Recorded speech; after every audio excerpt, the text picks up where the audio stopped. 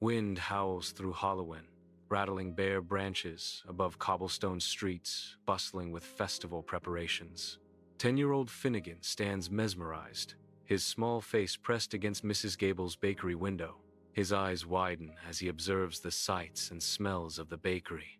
The quaint shops lining Hollowin Street promise treats and mysteries. The bakery brims with the intoxicating scent of warm bread, a comforting haven filled with sugary promises. Mrs. Gable meticulously arranges vibrant sugar skulls, their colors popping against the warm bakery backdrop. Sunlight floods the bakery, casting a golden glow on the sweet creations and promising a bright day outside.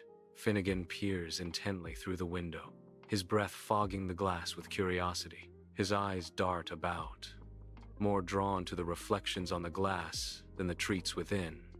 A silent search unfolding.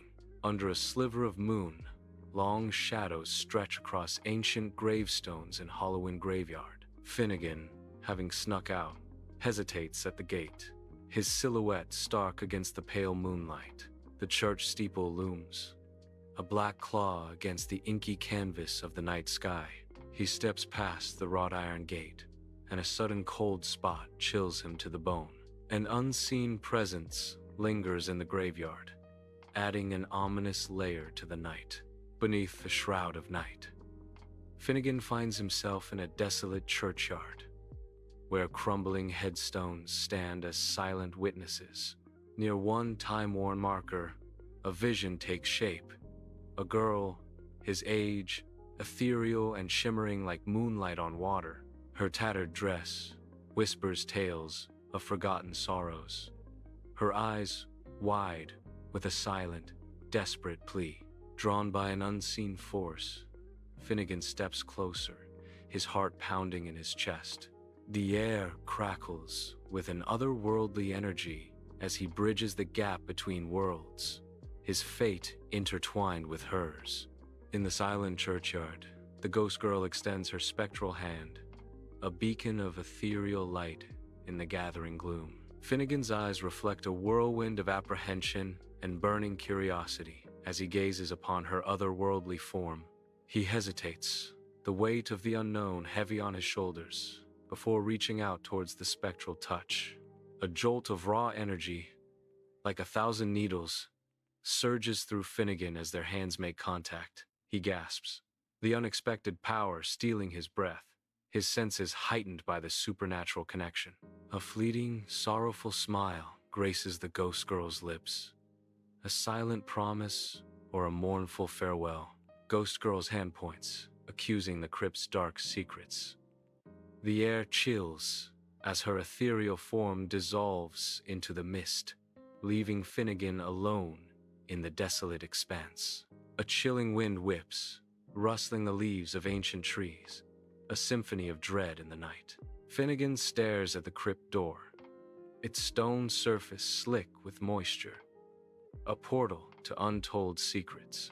Fear wars with grim determination on Finnigan's face, a battle etched deep within his soul. He stands at the threshold, a lone figure against the ancient, looming crypt, the wind his only company.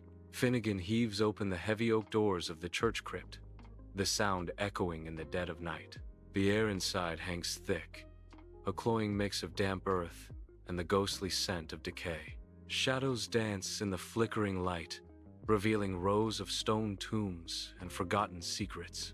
His eyes scan the darkness, finally settling on a small wooden box tucked away in a neglected corner.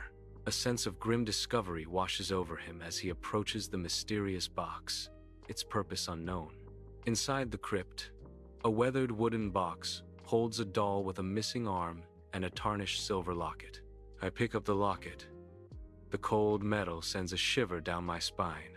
Engraved on it are the words, Ilara, beloved daughter. This must be Ilara's grave. But she isn't at rest, he says, his voice echoing in the crypt. Finnigan extends a locket and doll, his offering hanging in the air between them. Maeve regards the objects with a skeptical gaze, her eyes narrowed in suspicion. She searches Finnigan's face, seeking truth in the depths of his earnest expression.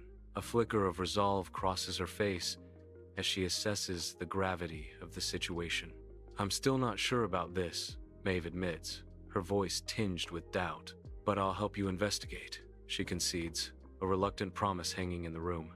Sunbeams illuminate the library, dust motes swirling around Maeve as she pores over ancient documents. Maeve's brow furrows, lost in Alara's history, meticulously researching through the town archives. They discover she'd been murdered, her body hidden, never found. A voice recounts the tragic tale. The locket was the only thing recovered, the narration concludes, leaving a lingering sense of mystery. Finnigan and Maeve venture into the dense woods surrounding Hollowin. Guided by an unseen force, sunlight barely pierces the canopy, casting long shadows that dance among the ancient trees. The air hangs heavy, saturated with the rich scent of damp earth and decaying leaves. Each step crunches on the forest floor, a symphony of nature's secrets underfoot. They push through tangled vines, their determination etched on their faces as they seek a forgotten place. Under a gnarled oak, a shallow grave is unearthed, the silent earth concealing a haunting secret. Ilara's bones rest in the shallow earth, a stark testament to a life cut short. Maeve kneels by the grave, her expression shifting, confronting the tangible truth before her. Skepticism fades from Maeve's eyes, replaced by a visible wave of emotion. A somber atmosphere envelops the scene as the reality of Alara's fate sinks in. The gnarled oak stands sentinel, a silent witness to the sorrow and revelation. In Hollowin graveyard, Finnigan and Maeve carefully lower a simple wooden coffin into the fresh earth. A solemn headstone bearing Alara's name awaits its place, a silent sentinel in the graveyard.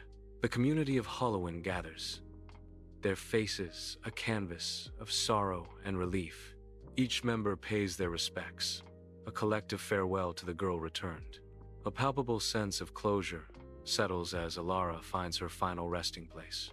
The earth receives its burden, a poignant end to a chapter of grief and hope. Under the cold gaze of a full moon, Finnigan stands alone in the graveyard's silent expanse. Ethereal silver light bathes the weathered stones, casting long, haunting shadows. The air hangs heavy with unspoken grief and the chill of the night. Finnigan's solitary figure is framed by the rows of solemn markers.